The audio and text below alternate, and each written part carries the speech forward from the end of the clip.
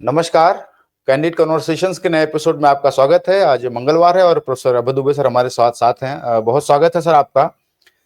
Sir, जो आज मेरे मन में बात आई सुबह कि कहते हैं कि जब कूटनीति विफल होती है तो युद्ध शुरू होता है और जब युद्ध खत्म होता है तो फिर से कूटनीति शुरू होती है।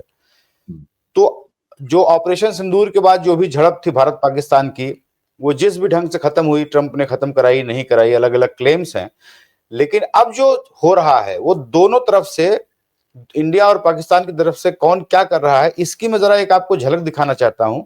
शाहबाज शरीफ पाकिस्तानी प्रधानमंत्री कल ईरान पहुंच गए और वहां पे उन्होंने खामनेई से मुलाकात की और उन्होंने कहा कि हम भारत से बातचीत करने के लिए तैयार हैं। लेकिन हमारे यहाँ जो मीडिया ने कहा वो ये देखिए जरा, घुटनों पर आए शाहबाज शरीफ, बोले भारत के साथ बातचीत के लिए तैयार, भारत से शांति वार्ता करना चाहता हूं, भारत के दोस्त से गिड़गिड़ाया पाकिस्तान।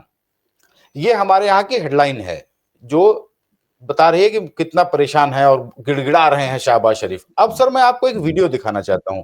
कल मोदी जी कल वडोदरा पहुंचे और उन्होंने वहां पे एक रोड शो किया और एक वहां पे रैली को संबोधित किया।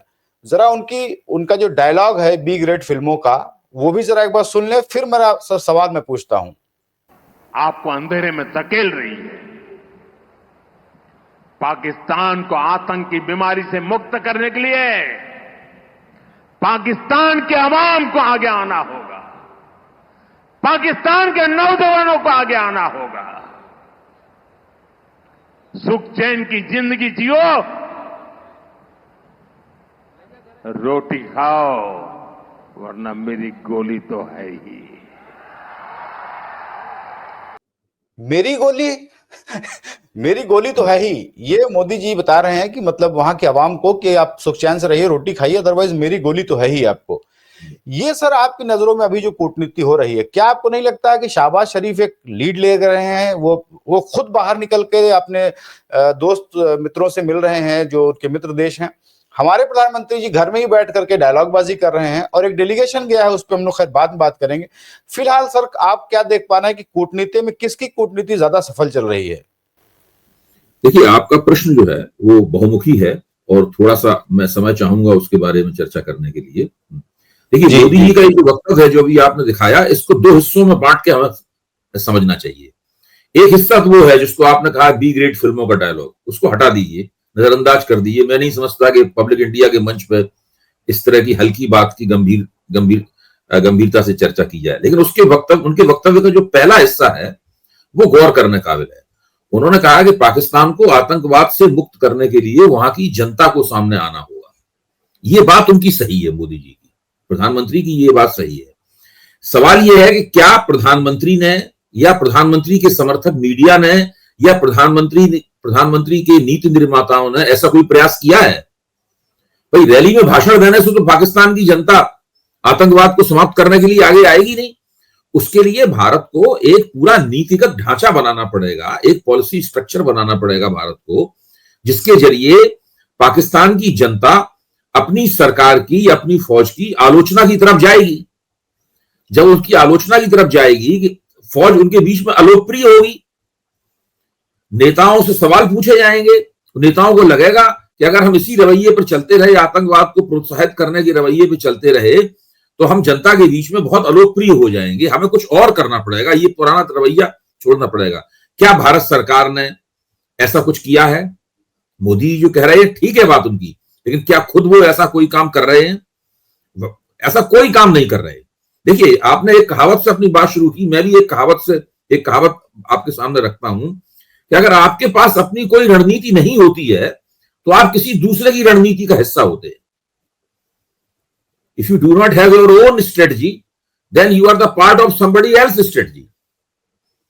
इस वक्त स्थिति क्या है कि भारत अमेरिका की और चीन की स्ट्रेटजी का हिस्सा बना हुआ है। इनके पास अपनी कोई रणनीति नहीं है और ये काफी घबराए हुए और सकपकाए हुए हैं। उसका मैं बिल्कुल ठोस सबूत देता हूं आपको।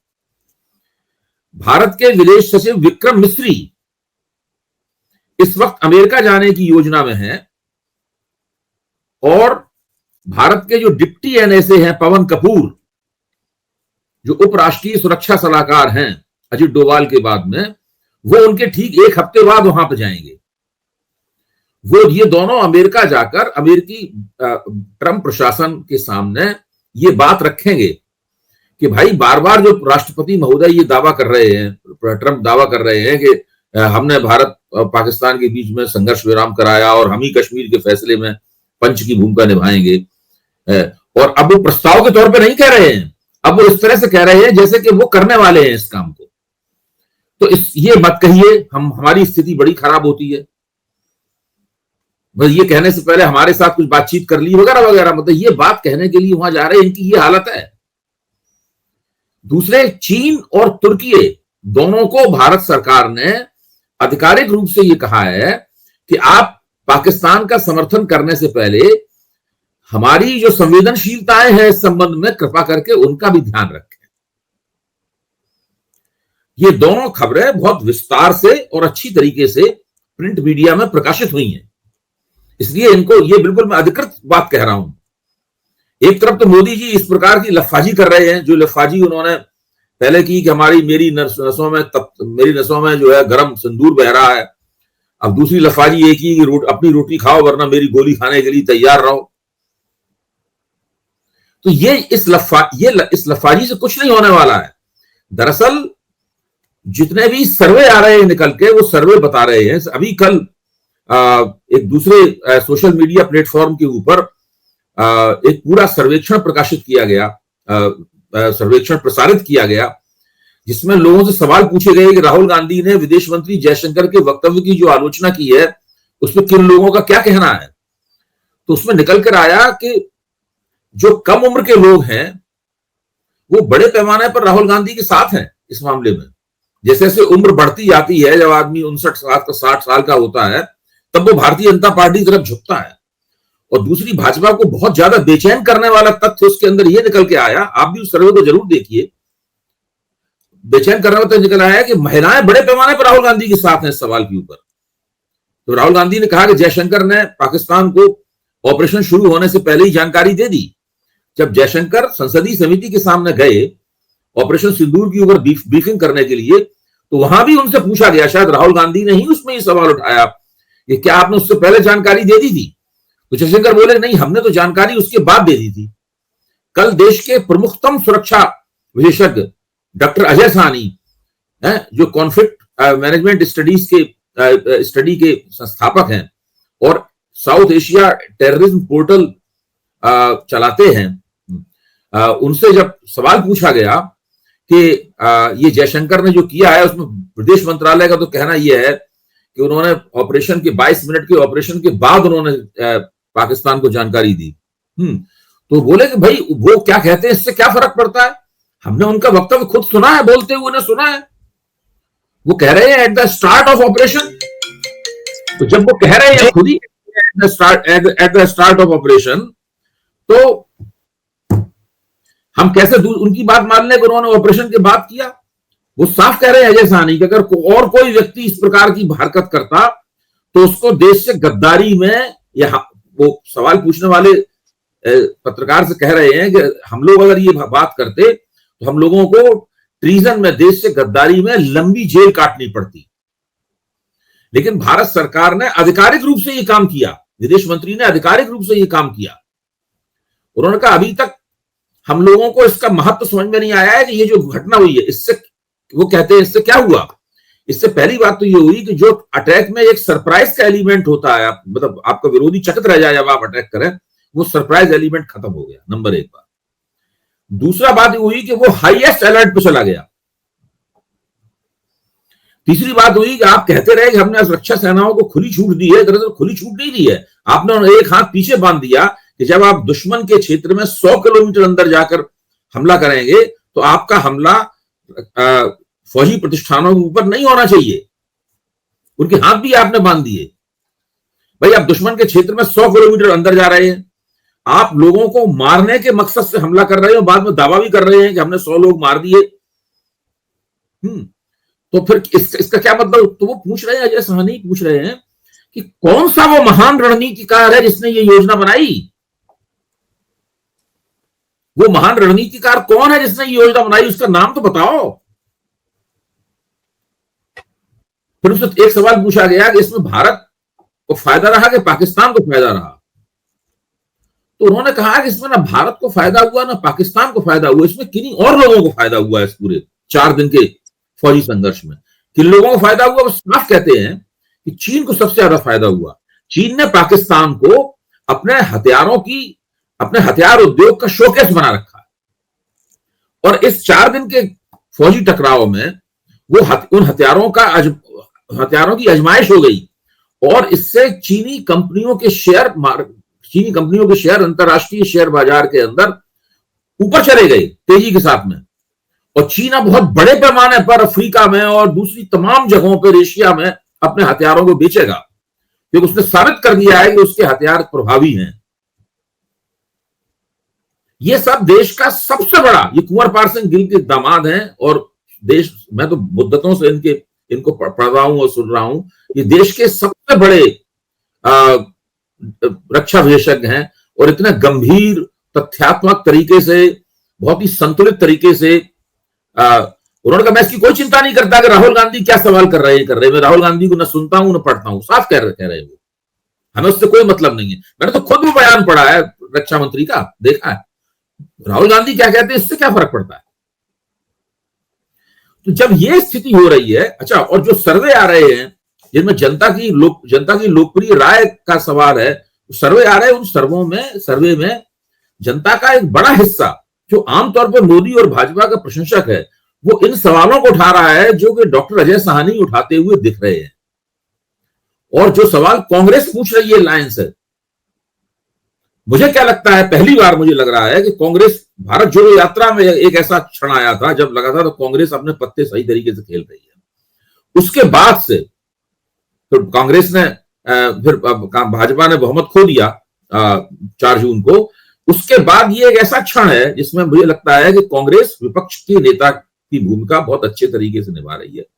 जो वो सवाल पूछ रही है वो सारे के सारे सवाल वो हैं जो आमतौर पर लोगों के मन में है, और सरकार कोशिश कर रही है कि तरह तरह का स्पिन देकर जासूसों को, तरह तरह के कहां के जासूस गिरफ्तार कर लिए हैं। हिसार पुलिस स्पष्ट रूप से कह रही है कि जिस ज्योति मल्होत्रा को इतनी बड़ी जासूस बताया जा रहा है उसके खिलाफ हमें कोई सबूत नहीं मिला। अगर आप चाहें तो मैं वो पढ़ के भी सुना सकता हूं जो हिसार पुलिस ने लिखा है, आपके पास भी होगा वो हिसार पुलिस की विज्ञप्ति, लिखित विज्ञप्ति है हिसार पुलिस की, भाई जिसके टीवी पे जो उसके खिलाफ आ रहा है ऐसे कोई सबूत उसके खिलाफ नहीं मिले हैं। पाकिस्तानियों संपर्क के सबूत हैं, लेकिन कोई उसने सूचनाएं दी हो वगैरह वगैरह, पैसे वैसे उसके पे सब कुछ नहीं मिला है इसमें। अच्छा, अब ये जो पूरा, अब आपने कुछ लोगों को पकड़ लिया, रोज एक ना एक को किसी को पकड़ लेते हैं, जासूस मिल गया, जासूस मिल गया, जासूस मिल गया, इस प्रकार की बात करने लगते हैं और टीवी पे लगातार वो एक जासूसी कहानियां, मनोहर कहानियां शैली में चलती रहती है। और इस जो अच्छे रक्षा विशेषज्ञ हैं, भरोसे की बात जो बोलते हैं, जिनके पास योग्यता है, क्षमता है, रिकॉर्ड जिनका बहुत अच्छा है, वो इस चैनल से टीवी चैनलों से पूरी तरीके से गायब है। टीवी चैनलों ने एक ऐसी रियलिटी, एक ऐसे यथार्थ को खड़ा कर दिया है जो पूरी तरह फर्जी यथार्थ है। और टीवी चैनल बिना किसी आलोचना की परवाह के, बिना अपनी बदनामी की परवाह के, बिना अपनी साख के गिरने के परवाह के, ये पूरे यथार्थ का एक फर्जी नैरेटिव चलाए जा रहे हैं, दिन रात चला रहे हैं फर्जी नैरेटिव। उन्हें कोई परवाह नहीं है कि उनके साथ कौन क्या कह रहा है। यहां तक कि सरकार भी कभी कभी जो ना एक हल्की पूरी चेतावनियां देती है कि भाई ऐसा तो कम मत बोलो, ऐसा तो मत बोलो, वो उसकी कोई परवाह नहीं करते, नजरअंदाज कर देते हैं पूरी तरीके से। तो सभी बड़े लोग परेशान है कि भाई सरकार क्यों नहीं रोक रही इनको। अजय साहनी कहना यह है कि सरकार की सबसे बड़ी कमी यह है कि इसके पास निरंतर प्रचार करने की एक ऐसी भूख है जो कभी समाप्त नहीं होती। अनसेशिएटेड हंगर ऑफ पब्लिसिटी, हर चीज जो की जानी है उसको दावा करना है, उसको श्रेय लेना है, इसमें सरकार लगातार लगी रहती है और इस चक्कर में देश का बहुत बड़ा नुकसान होता है, वो ये कह रहे हैं। उन्होंने ये मसले प्रचार करके सार्वजनिक मंच पर निपटाए जाने वाले मसले नहीं है। बहुत से ऐसे काम है इनको खामोशी से किया जाना चाहिए। ये सरकार खामोशी का मतलब ही नहीं जानती है कुछ भी। देखिए, जब इस तरह की बातें आपके बारे में हो रही हो, इस प्रकार की चर्चाएं हो रही हो, तब फिर मोदी जी की ये जो सर्वे अलग आ रहे हैं, विशेषज्ञ लोग अलग कह रहे हैं, तो मोदी जी की जो लफाजी है इसका कोई अर्थ मतलब नहीं है। वो पुराने लफाज हैं, स्थापित लफाज हैं, वो अपनी लफाजी करते रहेंगे, वो दूसरे तीसरे दर्जे की घटिया फिल्मों के डायलॉग बोलेंगे। और लेकिन उससे अगर वो चाहते हैं कि 2019 का वो अवधि वापस लौट आए, जब बालाकोट स्ट्राइक में लोगों ने उनकी बात मान ली थी कि उन्होंने घुसकर मारा, वो उनका मुगालता है। सर आपने जैसे कहा ना कि किसका फायदा हुआ, न भारत का न पाकिस्तान का, किसी का फायदा नहीं हुआ, लेकिन मैं सर समझना ये चाह रहा हूं कि नुकसान किसका ज्यादा हुआ। और उस नुकसान के बाद अब क्या हो रहा है कि दो फैक्ट बातें हैं कि आज तक पहलगाम में जो 26-27 लोग मरे और उसके बाद कॉन्फ्लिक्ट में जो 15-16 हमारे नागरिक मारे गए, उनका कोई पता लता नहीं है। वो कौन लोग थे जो पहलगाम में हमला करके गए, उस पर कोई बात भी नहीं हो रही है। और अब ये जो मोदी जी कर रहे हैं, जैसे कल उन्होंने वडोदरा में रोड शो किया, वो रोड शो किस लिए कर रहे थे, कौन सी आपकी उपलब्धि आप गिनाना चाह रहे थे? और तो और जो लोगों को बुरा लगा, जिसकी आलोचना हो रही, वो कर्नल सोफिया के परिवार को भी ले आए और लाइन में खड़ा करके अपने ऊपर वो फूल बरसवा रहे थे। ये सर जो आपने कहा कि भूख है, ये भूख क्या काउंटर प्रोडक्टिव होती जा रही है? लोगों के मन में सवाल तो उठेंगे ना, उसको बंद तो नहीं कर सकते हैं। देखिए हमेशा ऐसा होता है। हम लोग जानते हैं कि जब भारतीय जनता पार्टी का प्रभुत्व शुरू हुआ और कांग्रेस के ऊपर वो हावी होनी शुरू हुई, तो उसमें महिला वोटरों का, दो तरह के महिला वोटरों का बड़ा उसमें हाथ था। अब ये जो स्त्री महिला वोटर है, इनमें ब्राह्मण महिलाएं भी हैं, इनके अंदर दलित महिलाएं भी हैं, इनके अंदर ओबीसी महिलाएं भी हैं, कोई किसी एक जाति की महिलाएं तो ही ना, ये इसके राजपूत महिलाएं भी हैं, सब तरह की भूमिहार महिलाएं, सब तरह की महिलाएं हैं इनमें। जो कांग्रेस को महिलाओं के वोट ज्यादा मिलते थे, धीरे धीरे करके भाजपा को महिलाओं के वोट ज्यादा मिलने लगे। अब आप देखिए पिछले लोकसभा चुनाव के अंदर महिला वोटों में भाजपा को नुकसान हुआ। अब आप देखिए ऑपरेशन सिंदूर के बाद जो राजनीति हो रही है, इस राजनीति में महिलाओं को राहुल गांधी की बात ज्यादा पसंद आ रही है, जबकि ऑपरेशन सिंदूर तो नाम आपने महिलाओं की जो कॉन्स्टिट्यूएंसी है उसी को संबोधित करने के लिए रखा था आपने। अच्छा, तो ये सब जो हो रहा है, मोदी जी को नहीं पता है कि ये सब उनके पक्ष में नहीं जा रहा है। वो कोशिश पूरी कर रहे हैं कि हमारे पक्ष में चला जाए, हवा बहने लगे अचानक हमारे पक्ष में, ये सब नहीं हो पा रहा है। तो वो जो 2019 का माहौल दोबारा लाना चाहते हैं, वो माहौल कहीं है ही नहीं। वक्त पूरी 2019 के बाद से 6 साल हो गए हैं और इन 6 सालों में गंगा यमुना में बहुत पानी बह गया है। देखिए युद्ध होने के तौर तरीके बदल गए हैं, राजनीति बदल गई है। अब स्थिति क्या है? भारत की विदेश नीति, जिसको आप कूटनीति कह रहे हैं, राजनय भी बोल सकते हैं उसको हम लोग, डिप्लोमेसी, वो दो बहुत बड़ी चुनौतियों का सामना कर रही है और उसके ऊपर बड़े पैमाने पर विशेषज्ञ लोग लिख रहे हैं। इतना साहित्य लिखा जा चुका है इनके ऊपर, मैं मानता हूं हजारों लेख लिखे जा चुके हैं पिछले 15-20 दिन के अंदर इसके ऊपर सारे देश की मीडिया में, और बोला जा चुका है। वो चुनौती है अमेरिका की और चीन की। ये दोनों ही देश भारत के साथ नहीं है इस मामले पर। अमेरिका खुलकर खिलाफ नहीं है, चीन तो खुलकर खिलाफ है आपके। और भारत की यह हैसियत नहीं है कि वो चीन को चुनौती दे सके और अमेरिका को चुनौती दे सके, इसलिए वो बैक चैनल के जरिए, विदेश मंत्रालय के जरिए इन दोनों से के सामने चिरौरी कर रहा है। हमने आपको सबूत दिया कि चिरौरी करने के लिए हमारे विदेश सचिव विक्रम मिस्री और डिप्टी एनएसए पवन कपूर अमेरिका वाशिंगटन जाने की तैयारी कर रहे हैं। उन्होंने अपनी अटैचियां तैयार कर ली हैं, एक आध दिन में चले जाएंगे वहां पर। और दूसरी तरफ चीन तो जा नहीं रहे हैं, लेकिन चीन से निवेदन किया जा रहा है कि भाई आप हमारी संवेदनशीलताओं का भी तो ख्याल रखिए, हम कितने बड़े ट्रेड पार्टनर हैं हम लोग। तो ये स्थिति बनी हुई है इस देश की इस वक्त। सर ये खबर आई कि कल सतलज का पानी रोक दिया चीन ने भारत का। तो इधर इंडिया ने रोका था इंडस वाटर ट्रीटी को सस्पेंड करके, और अब उसने सतलज का पानी रोक दिया है इधर। तो भारत तो कहीं भी कूटनीति में नहीं सफल हो पा रहा है। मैं सर जो बात कर रहा हूँ, डेलीगेशन गए हैं हमारे, आपको लगता है सर वो डेलीगेशन कुछ कर पा रहे हैं? क्योंकि जो खबरें आ रही वहां से, फोटो में तो सिर्फ शशि थरूर साहब छाए हुए हैं, लेकिन जो खबरें हैं कि वो कहीं इंडियन डायस्पोरा से मिल रहे हैं, एम्बेसी के लोगों से मिल रहे हैं, या किसी थिंक टैंक से मिल रहे हैं, कुछ एनजीओ से मिल रहे हैं, छोटी मोटी कोई प्रेस कॉन्फ्रेंस कर दी है। कोई किसी भी बड़े राष्ट्राध्यक्ष से या किसी बड़े नया कुछ दोस्त बनाने की सफलता तो मुझे नहीं दिख रही है। आप क्या सर ये डेलीगेशन भेजने का कुछ फायदा होगा मोदी जी को? अच्छा, अगर हम लोग किसी देश के हम और आप किसी देश के राष्ट्राध्यक्ष, मान लो हम 3-4 पत्रकारों को एक प्रतिनिधि मंडल बने और किसी देश के राष्ट्राध्यक्ष से मिलना चाहे या विदेश मंत्री से मिलना चाहे, तो हमें यहाँ पे दूतावास के जरिए पहले उनसे अपॉइंटमेंट लेना होगा ना भाई। वो फालतू बैठे हुए हैं क्या आपसे मिलने के लिए तैयार? क्या आपकी मर्जी के मुताबिक वो आपसे मिलेंगे? क्या जो प्रतिनिधि मंडल भेजे गए हैं, जिनके बारे में यही हिंदुस्तान में बहस छिड़ी हुई है कि उनको बनाया कैसे गया है और वो प्रभावी हैं कि नहीं, उन प्रतिनिधि मंडलों में शशि थरूर अगर प्रकाश में आ रहे हैं तो वो उनकी अपनी क्षमताओं के कारण प्रकाश में आ रहे हैं। उन्होंने एक बहुत उम्दा भाषण दिया शशि थरूर ने, और उस भाषण को अगर आप सुने तो आप पाएंगे कि उन्होंने अपने बारे में जो भी यहाँ पे अफवाहें फैलती थी कि वो वहां जाने वाले हैं, अगले विदेश मंत्री बना दिए जाएंगे वगैरह वगैरह इस प्रकार के, और केरल में भाजपा के चेहरे होंगे, एक तरह से वो भाषण जो है इन सारी बातों का बहुत करारा जवाब है। वो भाषण न केवल भाजपा को करारा जवाब है बल्कि कांग्रेस में उनके जो विरोधी हैं उनको भी करारा जवाब है। वो उसमें अपने आप को विपक्ष के प्रतिनिधि के तौर पर पेश कर रहे हैं और कह रहे हैं कि हमारे प्रतिनिधि मंडल में 4 लोग और विपक्ष के हैं। साथ में शशि थरूर ये भी कह रहे हैं कि वो मोदी जी का भी नाम नहीं लेते। मोदी जी का उन्होंने पूरे भाषण में एक बार नाम लिया, वो पठानकोट हमले के बारे में मोदी जी का नाम लिया।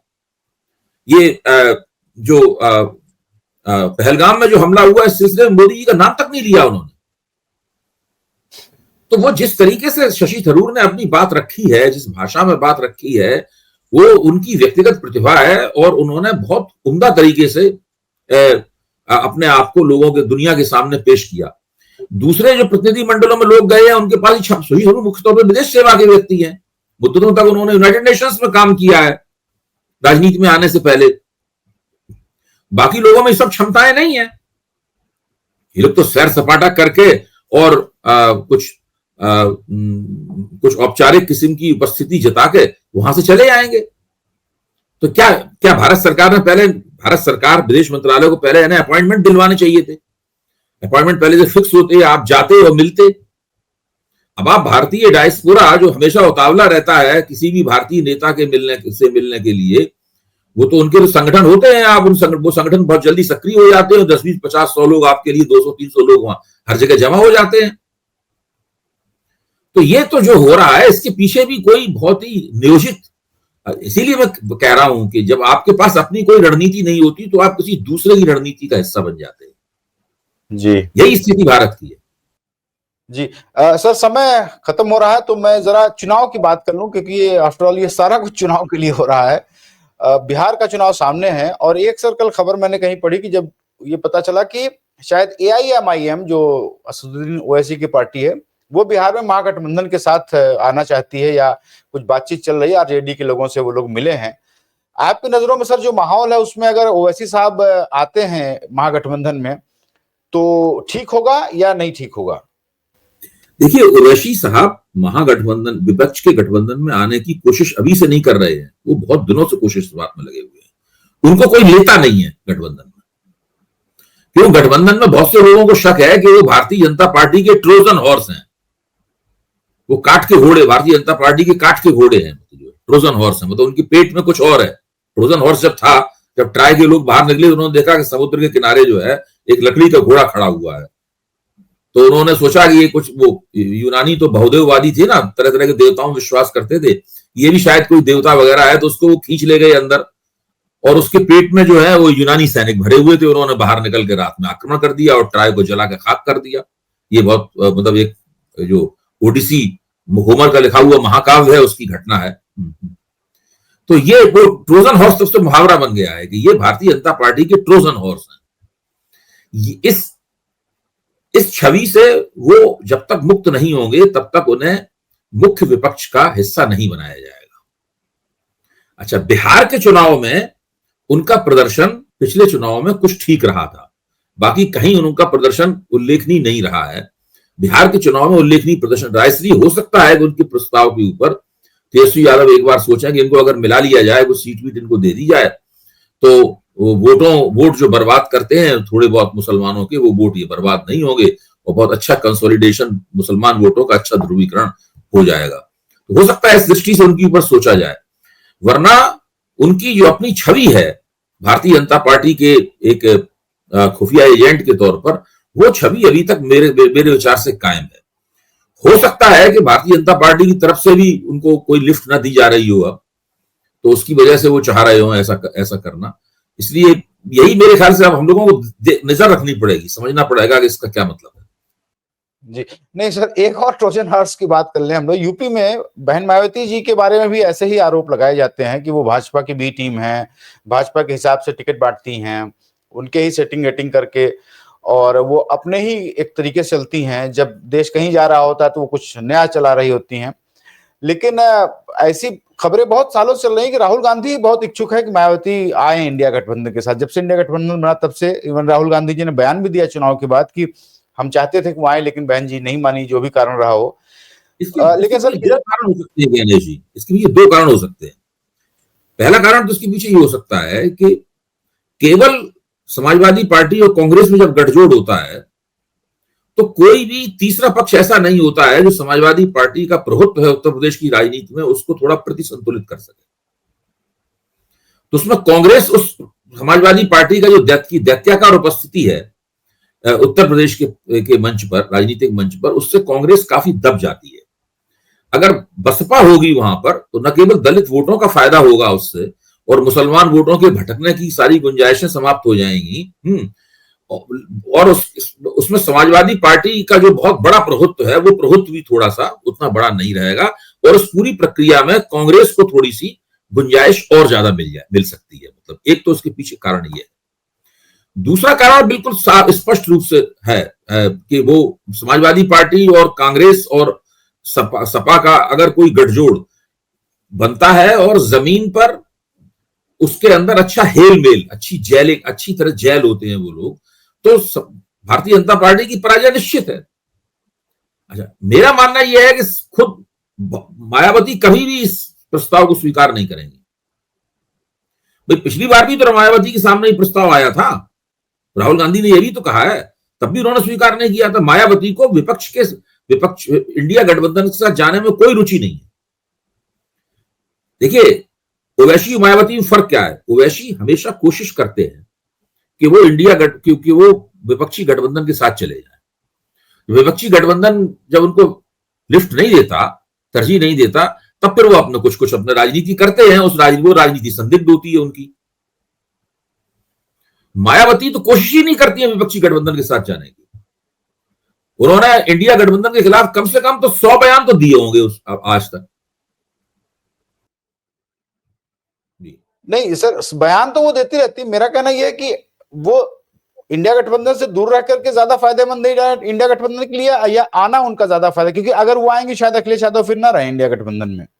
नहीं, देखिए अखिलेश यादव के बिना तो कोई उत्तर प्रदेश में कोई इंडिया गठबंधन नहीं। अगर केवल कांग्रेस मायावती के साथ समझौता करना चाहती है तो वो दोनों मिलकर अपनी अपनी पैरों में कुल्हाड़ी मारेंगे, दोनों अपनी अपनी टांगे काट लेंगे। इससे अखिलेश को भी नुकसान हो जाएगा और वो दोनों भी अपनी टांगे काट लेंगे। देखिए गठबंधन तो उपयुक्त वही होगा, या तो अखिलेश और कांग्रेस का गठबंधन हो जो लोकसभा चुनाव में था, वो गठबंधन जारी रहे, या इन तीनों का गठबंधन हो। ऐसा कोई गठबंधन इसमें मायावती का और कांग्रेस का अलग गठबंधन हो जाए और अखिलेश का अलग हो, उससे तो वो तो भारतीय जनता पार्टी के लिए बिल्कुल, भारतीय जनता पार्टी यही तो चाहती है कि ऐसा हो। अगर ये लोकसभा चुनाव की जीत को दोहराना चाहते हैं विधानसभा चुनाव में, तो उनको ये सब इस तरह से सोचना बंद करना होगा। मुझे नहीं लगता कि राहुल गांधी ये चाहते हैं कि केवल अकेले उनसे कर लें। जब मायावती से गठबंधन होगा तो उसमें अखिलेश की सहमति भी जरूरी होगी।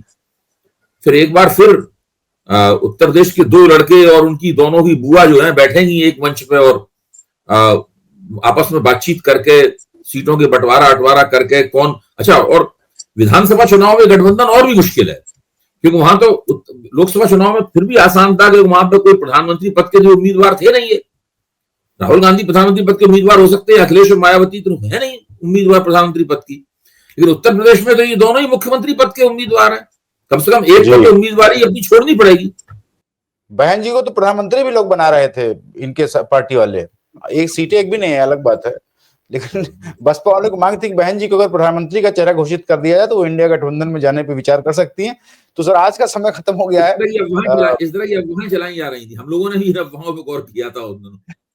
जी तो मुझे लगता है अगले 4-6 महीने में स्थिति और साफ हो जाएगी कि जो देश की राजनीति है वो मोदी जी से कितनी प्रभावित है। शायद चुनाव, ये बिहार चुनाव में ज्यादा कंफर्म हो जाए, या उससे ज्यादा ये उत्तर प्रदेश के चुनाव के बाद कंफर्म हो जाएगी।